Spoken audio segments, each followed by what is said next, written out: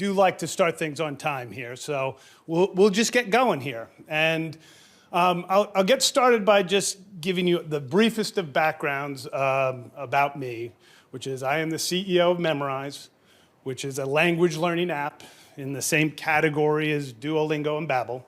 But of course, we think better. We have to think that way.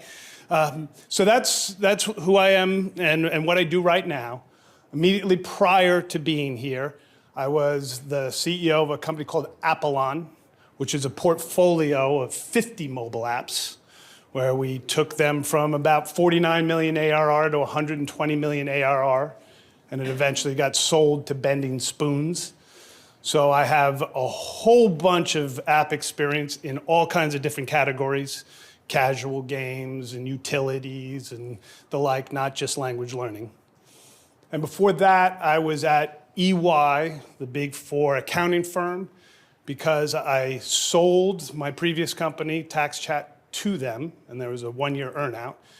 And during that time, I was deploying AI systems to essentially put accountants out of work.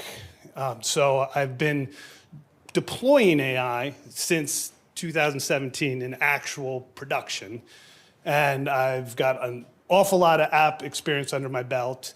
So that's the space that I'm coming to you from. This morning when I was kind of thinking about making my introduction, and I was thinking about what I'm going to talk to you here today, it kind of occurred to me that I'm really going to sound like that dude that joined CrossFit last week and now has life advice for anybody who looks him in the eye, right? And I don't want to come across like that because all of this stuff is so new, and I am very much probably closer into the category of what the heck's going on than it might seem just because I'm holding the mic here.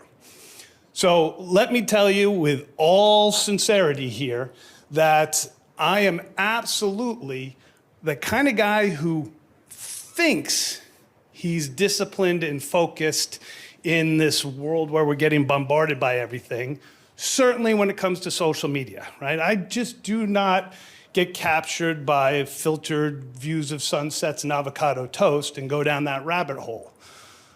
But all of the dark arts and magic that was developed in that world has been marshaled and does now make its way into my email box and my LinkedIn feed. And while I can very comfortably avoid the latest dance craze, right, there is just a steady stream of professional inadequacy in the realm of AI that's just getting pumped in there.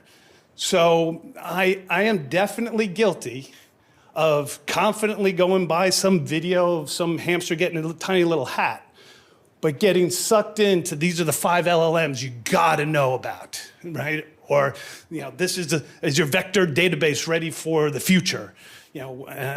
Transform architecture, what the heck is it transforming? I've been down that rabbit hole, and it's a crazy, crazy place to go, and it's not the place for all of us to go who are in the app business. So I'm gonna try and help illustrate the FOMO that I've had with this world for sure. There's been a lot of FOMO pumped in with social media-like excellence to get me, and I'm sure you guys, thinking that you need to know about a lot of things when that's just not true. So I'm gonna try a framework to help bucket things. I'm gonna give you 3 tips for how to sort of manage this flow of information. I'll give you 3 examples of those tips. And then we're just going to open it up and start to talk about how we can get you and your apps and your problems thought about in a sensible way. So that's the game plan. And it's going to start with the framework. And the framework is, for the AI tech stack, is going to be a familiar one. This framework here, I'm standing in front of this, aren't I? This framework here is very, very similar, and I'll show you why in a moment, because we've all been looking at it in our lives as mobile app developers. But it has a foundational layer which is the LLMs. OpenAI, Anthropic, Mistral, Cohere, Google, the people that actually make the large language models. They have the battalions of PhDs that know how to make this happen. They have server farms that are the size of small countries, and they have budgets that are billions and billions of dollars. Those are the numbers and the metrics that are going into that foundational layer. And we just got to understand that that's what our business is built on, but we don't have to understand it as deeply as you might think. So the Anthropics and the AIs know what they're doing, know that they're out there. Don't try to figure out which one's incrementally better. Don't try to figure out whether ChatGPT 4.5 is a later model than o3. I mean, who came up with that naming convention? I have no idea, right? But don't worry about that, right? You just need to know generally what they're capable of and how they apply to your business. The other thing that you don't need to worry about is the middle layer. Now, the middle layer is the tools that are out there, the cursors, the replets, the windsurf, the bolt, the vector database, the Weaviates. These kinds of companies are all companies, or sometimes called wrappers, that wrap themselves around the foundational layer and make your ability to interact with that foundational layer easier. But you don't need to be very dialed in to the marginal differences between the replet, cursor, bolt, IDEs, right? They're all pretty effective. So don't spend a lot of time trying to figure out which is which. That's not important. Because what is important is the app layer. And that's where everybody in the app business lives. That's where we live, that's where you live, and it is the layer that is closest to all users. This is what we do. We take that foundation layer and that middle layer, and we figure out how to make something that our users want. So don't try to be an expert in these areas. Just figure out what your user wants. Now, this structure should be familiar because it does follow our current structure, right? We have a mobile tech stack, which has a foundational layer, which is the iPhones and the Androids that are in your pocket right now. And those devices are what you make apps for. That's been the foundational layer for the last 10 years or so. And it's got a middleware layer where you've got Xcode and Android Studio and the stores where you can distribute through and you can build the apps that you build. But ultimately it winds up in an app layer, right? Again, close to your customers. So this is a very familiar framework. Super easy, 3 buckets, so that we have a way to sort all of the incoming and the inbound and the confusing information based on a couple simple rules. So let's talk about the foundational layer. Now, the foundational layer, as I said, has tons and tons of providers and tons of models, and they're always advancing. And there's always the temptation to try and understand what is special about the next one, the next one, the next one. And I would suggest that the only thing that you really need to know is that whatever foundational large language model that is available today or that you're using today is absolutely, positively the worst and most expensive model you will use for the rest of your life, and probably this year. So it's just going to keep advancing. Do the models right now give you the capability to do the stuff that you want to do. You need to be model agnostic, provider agnostic, because different models do different things, and the metric shouldn't be their cost or any kind of benchmark that you see in magazines and articles and websites. The benchmark should be, what does it do for your business? So a couple of examples from our business. We have a lot of large language model accounts set up. Mistral, Cohere, Gemini, OpenAI, Anthropic, and on and on and on. And they all have different capabilities and do different things. And that allows us to bring in a potpourri of features to our product. We have an assistant, right? We have an assistant in our product that helps people understand how to use our product. For that feature, we need a RAG model where we have a corpus of information where our users can ask the LLM something, it can go to the corpus of information, find the relevant information, and bring it back formatted in a way that makes sense based on the user's question. That requires a model and a capability that is entirely different from, say, a sentence builder model. We have a sentence builder feature in our product where people can come in and take the disparate words and phrases that they've been learning, flashcard-like, and start to figure out how to build sentences with them, a very important part of the language learning process, right? So we do a different thing with that model. We bring in recent words learned, and then we craft sentences that can be made with those words and get users practicing that, which is different again from pronunciation, where we need to be able to let a user say something into the app, and the system has to try to score how well you pronounce that word compared to what the common pronunciation might be. It has to return a confidence score in order to say, here's how close you're getting to the mark. Just a very different thing, which is different again from grammar, right? Some people really, really like grammar when they're learning a language. I'm not one of them, but some people really do. And even though grammar is not an important part of our pedagogy, it is an important thing to our users. So we got to be able to provide that to them. And that's what we do here, where we give rules, and we give rules based on the words that people have been learning. We have role play, where people can just be a little bit more free form, and we got to let people have conversations, but we got to put guardrails on it, right? Because we can't afford to have conversations that go way off piste and give us a problem, whether they be marketing problems or otherwise. We have to control that.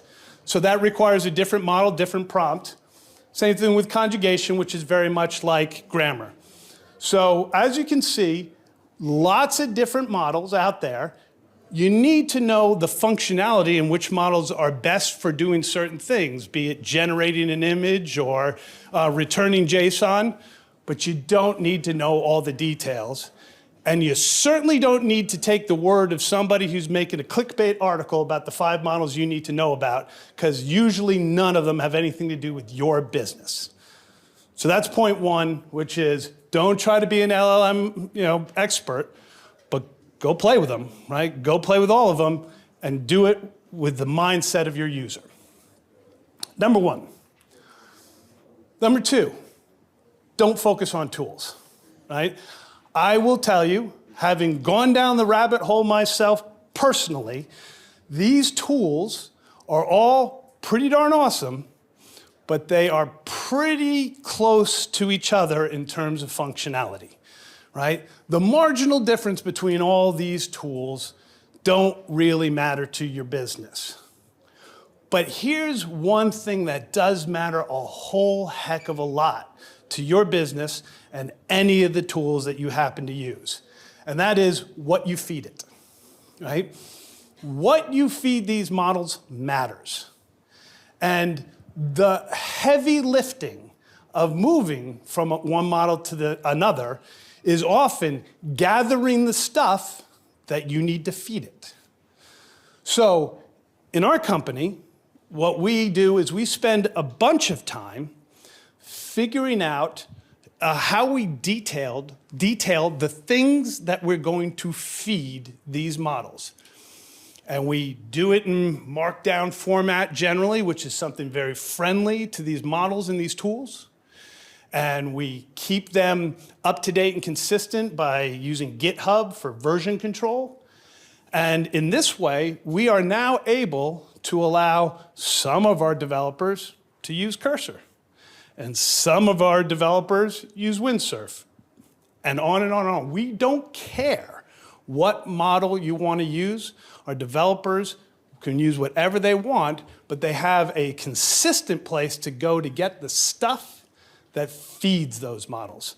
So put a lot of time into figuring out how you're going to hold the corporate information that is important for these models, a lot of time into that.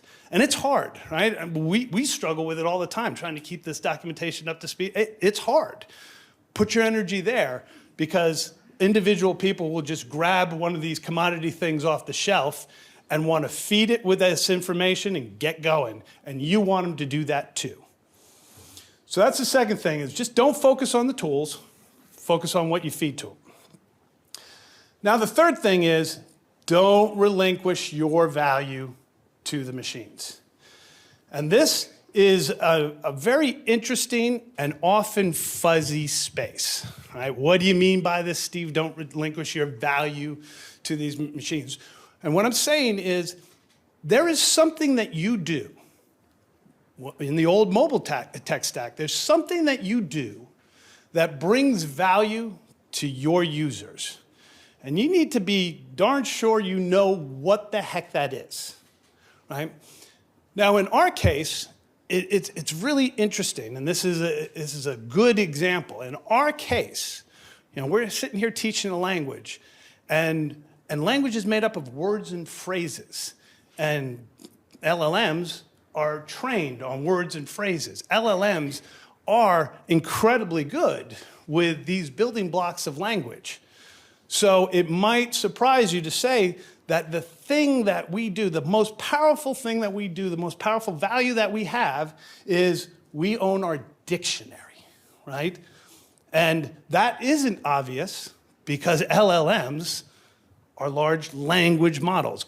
God, they know every word that is in the language, that was in the language. They know it all. But the dictionary to us matters because we need to guide people through a learning journey of learning words, but then hearing those words, and then using those words, and sometimes conjugating those words, and sometimes pronouncing those words better. And you can't learn to converse in a language unless you do all those things. So the dictionary is the foundation to learning a language. The dictionary is the connective tissue that brings people through everything that we do. So we gotta own the dictionary. We don't let LLMs or ask LLMs to say, what words are we gonna teach? We figure that out. And then we take those words and run them into all the LLM experiences that I showed you before, and then some. So our dictionary, our words, our phrases, goes through learn the meaning of the word, hear the word in context, and we are able to do that because we use LLMs to break down the words and phrases in YouTube videos and suck them into our system. And then we can show each and every one of you videos relevant to the words that you've learned, and we don't have to teach you all the same words at the same time. So we can run you into one lame video of the green owls on the red sweater on the blue chair. We can actually let you interact with the videos that you find interesting. And then, of course, we got to get you talking, and that's the hardest part. Polyglots know that the best way to learn a language is learn a few words of what you like and just go start talking to people. Right? Polyglots will literally learn how to order a coffee and then walk into a coffee shop and just start talking to people. And they'll sound like a 2-year-old and they don't care. And that's the right way to learn a language. But most of us aren't there. I'm not there, right? So we need a little bit of safety here. So we take the words that you have learned and we can run you into harder or easier conversations.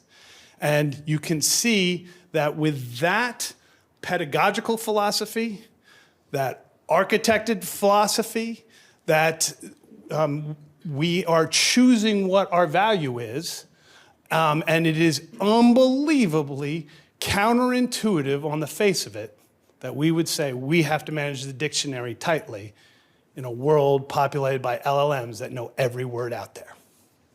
So that's the third thing is don't relinquish your value to the machines. So, promised I was going to keep this super tight and super simple so that we can have lots of room for conversations about your apps. So if I was going to do the presentation in a slide, it would be focus on the application layer. That's where you bring value. That's the closest point to the user, which is the closest point to revenue. That's what you've been doing in the old mobile tech stack. So don't get distracted and keep your focus there. Now, make sure that you do know what the general capabilities feature-wise are of these models, but don't try to understand the marginal differences between these models. The second you do, there's going to be a new model, and you got to go repeat the process. And it doesn't necessarily help you bring value to your user. Tools are only as good as what you feed them. So just know that what you feed them has to be organized, has to be in a format that these models can get to it and these tools can get to it, has to be maintained well. And if you can do that, then you will get these models and these tools to make maximum effect of everything, and you will have a point of differentiation. And finally, know what you bring to your customer. What is your value add? Like our dictionary is to us, what is your value add? Now, having said all of that, which was a lot of what not to do, I will say what you should do is for sure, go play, right? Go play with the tools. And that is not a mutually exclusive statement with what I said before. Going in and playing with the tools gives you all kinds of experience about what they can do. It gives you ideas about what you can do for your users. It lets you know what is possible, and it gets the brain ticking over. So playing is an amazing thing to do. And play with all the models and try out the tools. Something that's easy if you have all of your information, your corpus of information easily ready to go and dumpable into the next tool and the next tool. So go play. It is really good for creativity. But don't try to be an expert in all these tools. Just try to be super smart about how these tools will help your users.